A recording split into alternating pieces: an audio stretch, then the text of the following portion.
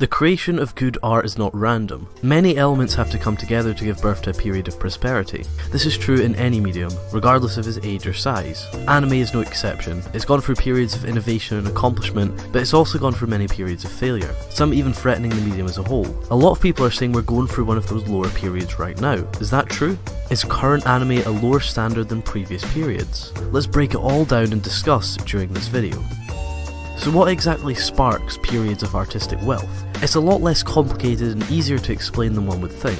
It's a domino effect with money as the first piece. In a modern medium like animation, it takes big teams of people to create art, and someone has to pay them. Periods of good anime are normally adjacent to periods of healthy economic stability in Japan. Once we have economic prosperity, the real element comes into play: creative freedom. Art never works under committee. Artistic vision is a tunnel that should have no distractions. The less hands dipping into the pot of creativity, the better. The greater the financial situation, the less part a committee wants to play. You'll always find that the greats of each medium were created by people who had large creative control over what they were doing.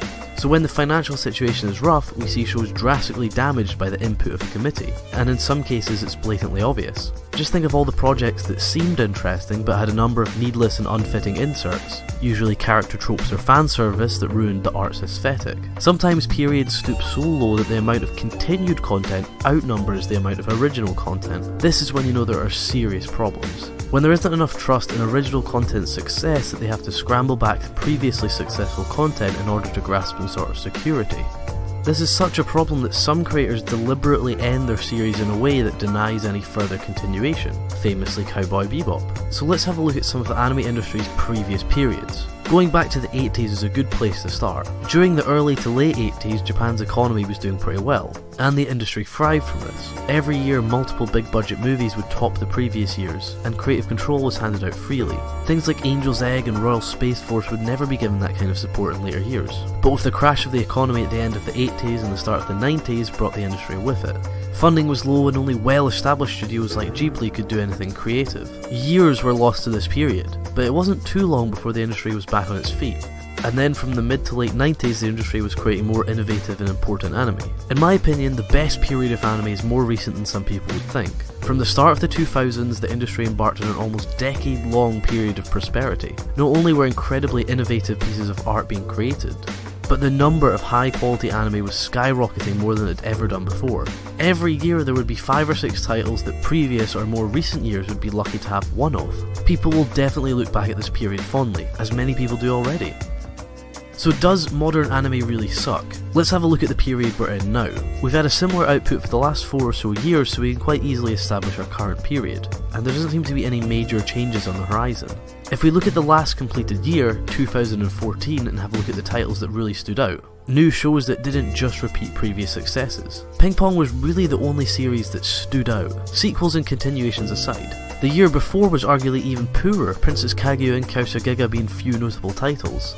And even at that, they aren't really enough to justify a good year. I just can't say the last few years have been completely bad, and we have had some real gems, but they're far too infrequent to say anything about our current era. I'll put on the screen my top 10 anime from 2014, compared to some of the top 10s from the mid-2000 years. It's not hard to see the drastic difference. I watch almost every single anime each year. I'm definitely not missing anything. I'm selecting the best from each year, and the older years I've just watched selectively. Imagine how big the difference would be if I had watched 100 shows from each year for the last decade. I'll also refer back to my point about original content. Out of the 40 or so TV anime from summer 2015, about 13 of them were sequels or continuations. It says a lot when over a fourth of all TV anime in a season were continuations from previous years, compared to the 23 TV anime in summer 2006, of which only 3 were continuations, 2 of those 3 being 5-minute shorts. Like I said, the creation of good art isn't random, there's a reason behind it. It's just so hard to preach the praise of a year when all the praise is going to continuations of previous times. The period we're in just now is without a doubt a much lesser quality to previous years. But does it suck? Are we really in a bad time? I just can't say that when we have had a few great shows over the last 4 or 5 years. They may be far and few between, but they do exist. There's not a complete lack of good anime. There's always been 1 or 2 shows each year that will continue to pass their time. However, the sheer number of poor quality content, the high amount of unoriginal content, and the lackluster amount of creativity doesn't give me much room to praise. I want to love this era we're in. I really do. but it just doesn't give me that opportunity. I can't sit here and pretend that I think High School Comedy Series 345 was actually good. So what do you think? How would you compare the last 5 years to any of the other periods mentioned in this video? And do you think the second half of this decade will spark a change? Post all your thoughts and opinions in the comments, and if you enjoyed this video please do click the like button and share it around with all your friends. If you want to watch more videos you can click on the screen and subscribe. But that's all, thank you very much for watching.